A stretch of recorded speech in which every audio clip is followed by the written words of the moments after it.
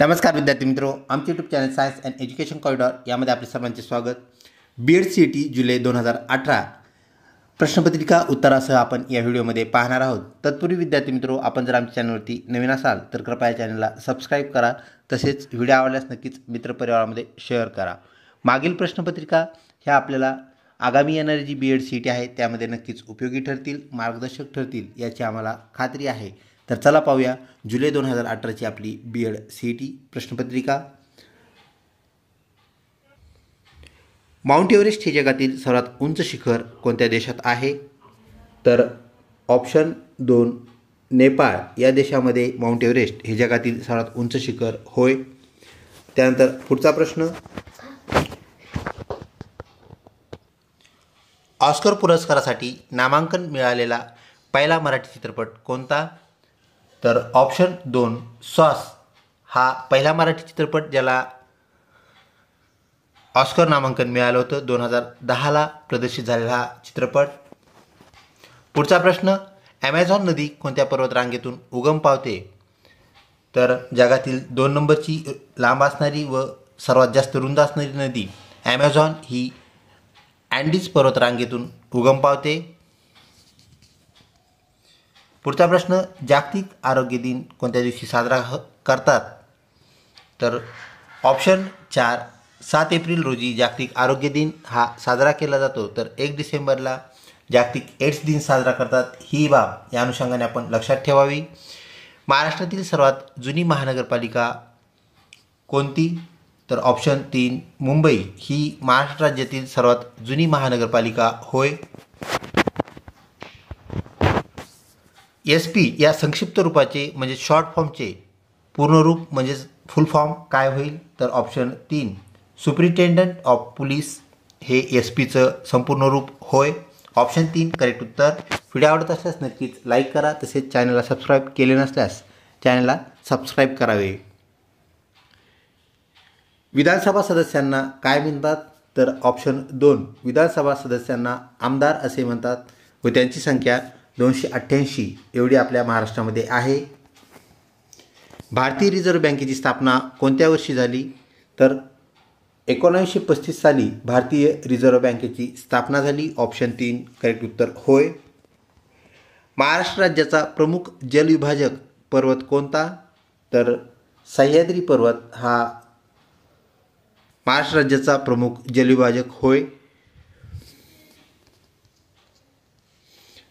मानवामध्ये जीवनसत्व ब अभावी कोणता रोग निर्माण होतो, तयार होतो? तर ऑप्शन 2 बेरीबेरी हा रोग ब जीवनसत्वाच्या अभावी तयार झालेला आपल्याला पाहायला मिळतो। जालना जिल्हा केव्हा निर्माण झाला? तर ऑप्शन 1 मे 1981ला जालना जिल्हा निर्माण झाला। तर 15 ऑगस्ट 1982ला लातूर हा जिल्ह्याचा निर्मिती झाली। ही बाब आपण लक्षात ठेवावी। पुढचा प्रश्न, पहिली भारतीय मिस युनिव्हर्स हा सन्मान मिळवणारी महिला कोण? तर ऑप्शन 3 सुष्मिता सेन करेक्ट उत्तर होय। प्रश्न मिस युनिव्हर्स असा विचारण्यात आला होता। 7 बेटांचे शहर कोणत्या शहरास म्हणतात? तर 7 बेटांचे शहर म्हणजेच मुंबई शहर होय। ऑप्शन 1 करेक्ट उत्तर। व्हिडिओ आवडत असल्यास नक्कीच लाईक करा। भारतातील तिन्ही सैन्य दलाचे प्रमुख कोण असतात?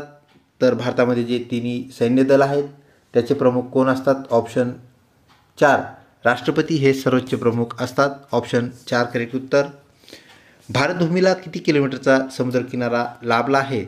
तर ऑप्शन 2 7516 किलोमीटर इतक्या लांबीचा भारताला समुद्रकिनारा मिळालेला आहे, लाभलेला आहे। भारताचे मिसाईल मॅन असे कोणास म्हटले जाते? तर भारताचे missile man doctor APJ Abdul Kalam यांना म्हटले जाते, म्हणजेच डॉक्टर अब्दुल कलाम करेक्ट उत्तर होय। पुढचा प्रश्न विद्यार्थी मित्रो, मानवी रक्त गोठण्यास कोणत्या प्रथिनाची म्हणजेच प्रोटीनची गरज असते? तर ऑप्शन 2 थ्रोम्बिन नावाचं प्रोटीन फॅक्टर 8 हे जे घटक आहेत ते रक्त गोठवण्यास मदत करतात। त्याशिवाय रक्त गोठवणे माणसाच्या शरीरात अशक्य आहे। ऑप्शन 2 थ्रोम्बिन प्रथिन करेक्ट उत्तर होय।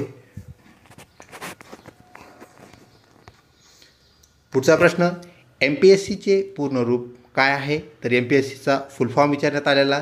तर MPSCचा full form Maharashtra public service commission, Maharashtra लोकसेवा आयोग ज्याला आपण मराठीमध्ये म्हणतो. ऑप्शन 3 आपलं करेक्ट उत्तर होय. नोबेल पारितोषिक एकूण किती क्षेत्रामध्ये दिले जाते? तर एकूण 6 विषयामध्ये म्हणजे 6 क्षेत्रात हे नोबेल प्राईज दिलं जातं. ऑप्शन 2 आपलं करेक्ट उत्तर होय. पुढचा प्रश्न, औरंगाबाद आणि अहमदनगर सीमेदरम्यान कोणते पक्षी अभयारण्य आहे? तर ऑप्शन 3 जायकवाडी पक्षी अभयारण्य हे औरंगाबाद व अहमदनगर या 2 जिल्ह्यादरम्यान आहे. तर ह्या दोन्ही जिल्ह्यांचे आता नामकरण झालेले आहे, जे आपणास माहीत आहे. छत्रपती संभाजीनगर व अहिल्यानगर अशा प्रकारचं त्यांचं नामकरण. ही गोष्ट आपण आपल्या येणाऱ्या परीक्षेच्या अनुषंगाने लक्षात ठेवावी. भारतात दर्पणकार म्हणून कोणास ओळखले जाते? कोणाला ओळखतात? तर दर्पणकार बाळशास्त्री जांभेकर दर्पणकार म्हणून प्रसिद्ध आहेत. ऑप्शन 3 करेक्ट उत्तर. महाराष्ट्रात कुस्तीगिरांचा जिल्हा म्हणून कोणत्या जिल्ह्याची ओळख आहे? तर ऑप्शन 4 कोल्हापूर जिल्हा कुस्तीगिरांचा जिल्हा, लाल मातीचा जिल्हा, तसेच गुळाची बाजारपेठ या नावानेही प्रसिद्ध आहे. ही बाब आपण लक्षात ठेवावी. त्यानंतर पुढचा प्रश्न, महाराष्ट्रात सर्वाधिक खनिज तेल साठे कोठे आढळतात? तर ते आढळतात मुंबई हाय ह्या आपल्या बंदरावरती. ऑप्शन 2 करेक्ट उत्तर होय. गॉड ऑफ स्मॉल थिंग्स हे पुस्तक कोणी लिहिले?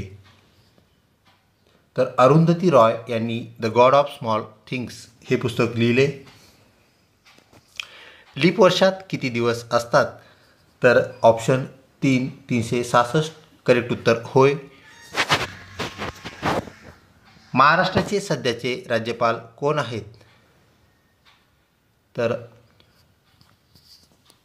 Option 4 C Vidyasagar Rao. लक्षात घ्या, हे 2018 म्हणजे ज्या वर्षी परीक्षा झाली त्यावेळेसचे रनिंग असणारे राज्यपाल होय. पुढचा प्रश्न, लाल बाल पाल पैकी लाल यांचे पूर्ण नाव काय आहे? तर ऑप्शन 3 लाला लजपतराय म्हणजेच लाल बाल पाल या त्रयीमधील लाल होय. ऑप्शन 3 करेक्ट उत्तर.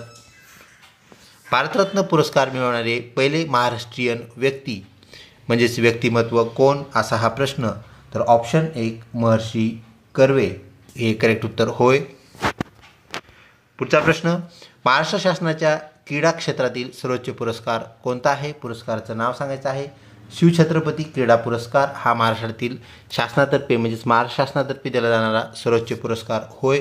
ऑप्शन 1 करेक्ट उत्तर आहे. मीठ, साखर व पाणी यांच्या द्रावणाला काय म्हणतात? मीठ, साखर, पाणी जर एकत्र केलं आणि ते आपण जर पेशंटला दिलं तर आपण त्याला जल संजीवनी, ज्याला आपण इंग्रजीमध्ये ORS असं म्हणत असतो, ओरल रिहायड्रेशन सोल्युशन. ही गोष्ट आपण या अनुषंगाने लक्षात ठेवावी. महापूरग्रस्तांना मदत करण्यासाठी तुम्ही मुख्याध्यापक म्हणून कोणता उपक्रम राबवणे योग्य समजाल? म्हणजेच कोणता उपक्रम हाती घ्याल असा हा प्रश्न. तर प्रभात फेरीद्वारे निधी संकलन म्हणजेच गाव प्रभात फेरी आपण त्याला म्हणूया, त्यातून निधी संकलन करणे. हा इतर जे इथले ऑप्शन्स आहेत, श्रमदानातून पैसे जमा करणे, त्यानंतर शिक्षक कर्मचारी पगारातून कपात करणे, ही बाब आपल्याला योग्य नाही आहे. तर ऑप्शन 3 प्रभात फेरीद्वारे लोकसहभागातून निधी संकलित केल्यास जास्तीत जास्त निधी जमा होऊ शकतो आणि महापूरग्रस्तांना एक मोठी मदत, दिलासादायक मदत मिळू शकते. पुढचा प्रश्न, प्राथमिक शिक्षण मोफत व सक्तीचे करणारा RTE म्हणजे राईट टू एज्युकेशन हा जो कायदा आहे, ॲक्ट आहे, कधी अंमलात आला, कधी सुरू झाला?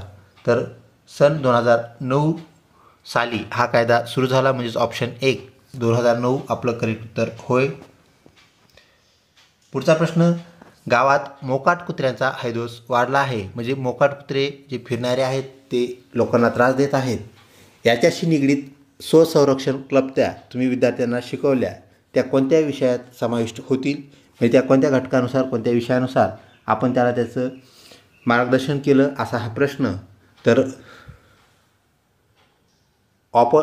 ऑप्शन जो 2 आहे आपत्ती व्यवस्थापन म्हणजे नैसर्गिक व मानवनिर्मित आपत्ती यापैकी आपल्याला आपत्ती व्यवस्थापन ह्या घटकांतर्गत